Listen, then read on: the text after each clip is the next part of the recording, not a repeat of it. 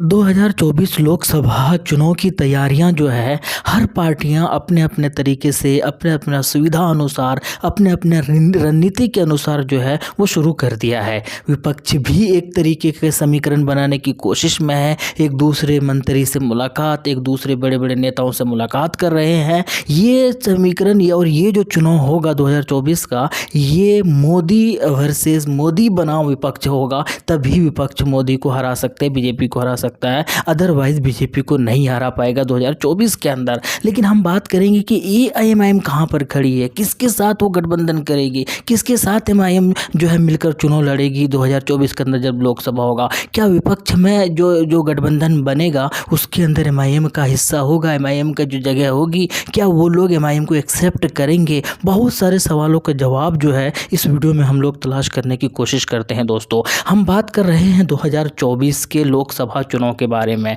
Modi versus all होने वाला है दोस्तों, या यूं कह सकते हैं कि एनडीए वर्सेस विपक्ष होगा। और उस विपक्ष में कौन कौन होगा? उस विपक्ष में ममता बनर्जी की पार्टी होगी। उस विपक्ष का जो गठबंधन बनेगा उसके अंदर केजरीवाल का पार्टी हो सकती है, उसके अंदर सपा हो सकता है, उसके अंदर बसपा हो सकता है, उसके अंदर जदयू हो सकता है, उसके अंदर आरजेडी हो सकता है, उसके अंदर जेडीएस हो सकता है, और उसके अंदर केसीआर हो सकता है, और उसके अंदर एमआईएम होगी। ये बहुत बड़ा सवालिया निशान है। क्या उसके अंदर एआईयूडीएफ होगी? क्या इंडियन यूनियन मुस्लिम लीग की पार्टी होगी उस गठबंधन के अंदर? उस विपक्ष का जो गठबंधन बनेगा उसके अंदर होगा? ये बहुत बड़ा सवालिया निशान खड़ा करता है। लेकिन सबसे उससे भी बड़ा सवालिया निशान ये खड़ा करता है दोस्तों कि जो विपक्ष का जो चेहरा होगा, यानी कि मुख्यमंत्री का जो चेहरा होगा, वो विपक्ष किसे बनाएंगे? क्या ममता बनर्जी को बनाएंगे? क्या केजरीवाल को बनाएंगे? केजरीवाल भी बनने की फिराक में है, नीतीश कुमार भी बनने की फिराक में है, इसी तरीके से मायावती भी बनने के फिराक में है, केसीआर भी बनने के फिराक में है।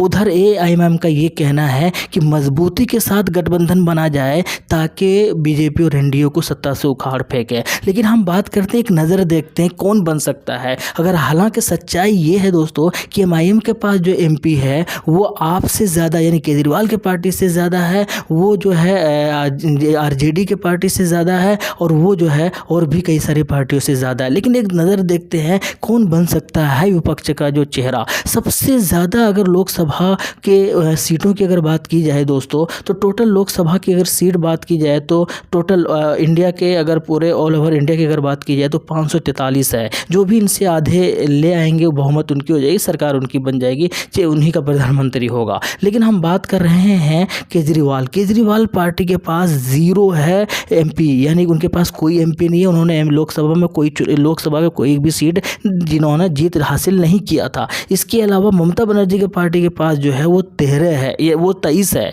लोकसभा के अंदर उनके जो जीते हुए उम्मीदवार है। इसी तरीके से जदयू की अगर बात की जाए तो 16 है। इसी तरीके से अगर आरजेडी के पास की जाए तो उसके पास एक भी नहीं है, 0 है। इसी तरीके से अगर सपा की अगर बात की जाए दोस्तों, उनके पास सिर्फ 3 है। अगर बसपा की अगर बात की जाए तो उनके पास 10 है। इसी तरीके से केसीआर की अगर बात की जाए तो उनके पास 9 है। और इंडियन यूनियन मुस्लिम लीग की अगर बात की जाए तो 3 है। एआईयूडीएफ की अगर बात की जाए मौलाना बदरुद्दीन साहब की पार्टी की तो उनके पास 1 है। और एआईएमआईएम की अगर बात की जाए तो उनके पास जो है 2 है। इसी तरीके से और भी कई सारे हैं, जैसे कि डीएमके के पास 24 है, एनसीपी के पास 5 है, जेएमएम के पास 1 है, आरएसपी के पास है। इसी तरीके से बहुत सारी पार्टियां हैं, छोटी छोटी सीपीआईएम के पास 3 है। तो इसी तरीके से बहुत सारी पार्टियां हैं, लेकिन सबसे ज़्यादा कांग्रेस के पास है अगर विपक्ष की अगर बात की जाए। अब जब गठबंधन बनाया जाएगा विपक्ष का तो कांग्रेस उसको लीड करेंगे या कांग्रेस चाहेगी कि उसी के हिसाब से हो, ये बात भी तय है।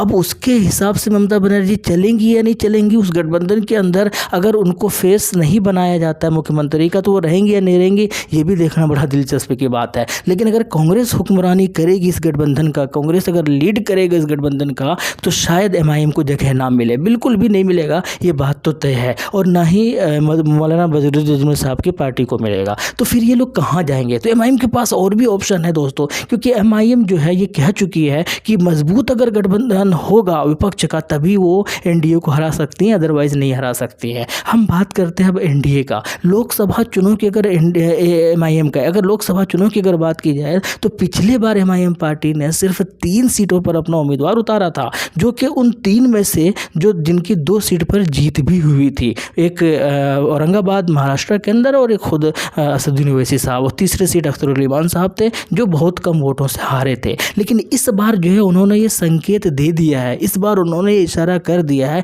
कि पिछली बार तो हम 3 सीट पर ही चुनाव लड़े थे, लेकिन इस बार 3 नहीं बल्कि और भी कई सारी सीटों पर अपना उम्मीदवार उतारेंगे। आपको बिहार से कई सारे उम्मीदवार उतरते हुए दिखेंगे, आपको यूपी से उतरते हुए दिखेंगे। ये तो चीज़ें क्लियर कर दिया है वहाँ के जो प्रदेश अध्यक्ष थे शौकत अली साहब। इसी तरीके से महाराष्ट्र के अंदर एक से ज़्यादा आपको लोकसभा के अंदर उम्मीदवार उतरते हुए दिखाई देंगे। हालांकि अब ये डिपेंड करेगा कि एमआईएम गठबंधन करती किसके साथ है, या विपक्ष का जो गठबंधन बनेगा उसके अंदर एमआईएम को जगह मिलती या नहीं मिलती है। अगर मिलेंगी तब तो उसी के हिसाब से अपना उम्मीदवार उतारेंगे, अगर नहीं मिलेगी और वो फिर कोई और तीसरा या चौथा मोर्चा बनेगा तो वहाँ पर एमआईएम किस हिसाब से अपना उम्मीदवार उतारेगी, ये तो देखना बड़ा दिलचस्प होगा। लेकिन सबसे मज़ेदार बात यह है कि अगर विपक्ष बनती है तो उसके अंदर मुख्यमंत्री का चेहरा कौन होगा?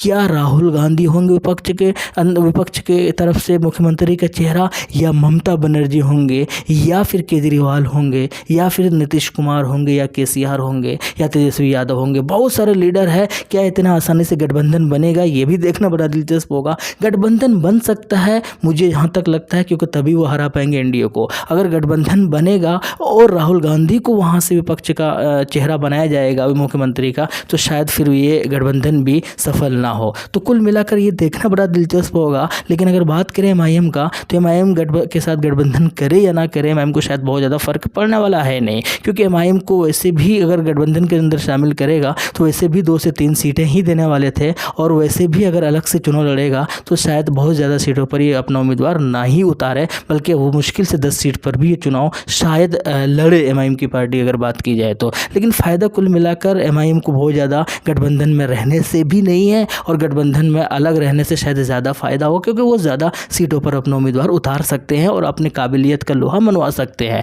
लेकिन कुल मिलाकर बात यह है कि असदुद्दीन ओवैसी साहब का ये कहना है कि वो किसी भी तरीके से मुख्यमंत्री या प्रधानमंत्री का चेहरा ना बनना चाहते हैं और ना बनेंगे। ये बात तो क्लियर हो गया है दोस्तों। लेकिन बात यही है कि लोकसभा चुनाव की तैयारी एमआईएम ने भी अपने तरीके से शुरू कर दिया है, और वो भी अंदर ही अंदर रणनीति बना रही है, वो भी जो है समीकरण तैयार कर रहे हैं। अगर विपक्ष का गठबंधन बनता है और उनको जगह मिलती है तो बिल्कुल शामिल हो जाएंगे। इस चीज़ का भी उन्होंने इशारतन कई बार कह दिया है कि विपक्ष का अगर गठबंधन बनता है और हमको शामिल करना चाहता है तो हम बिल्कुल हाजिर हैं, हमें शामिल हर हाल में हम शामिल हो जाएंगे। लेकिन ये देखना होगा कि विपक्ष का जब गठबंधन बनेगा जिसके अंदर बहुत सारे दिग्गज पार्टियाँ होंगी, उस वक्त जो कि सेक्युलर के नाम से जानी जाती है, चाहे वो फर्जी समझ ले हैं कुछ लोग या कोई रियल समझते हैं, लेकिन उसको उसमें जगह मिलती है नहीं मिलती है, ये देखना बड़ा दिलचस्प होगा। मुझे लगता है, पर्सनल मेरा ओपिनियन है कि उस गठबंधन के अंदर जहाँ पर कांग्रेस, मायावती, अखिलेश यादव, केजरीवाल ये सब अगर होंगे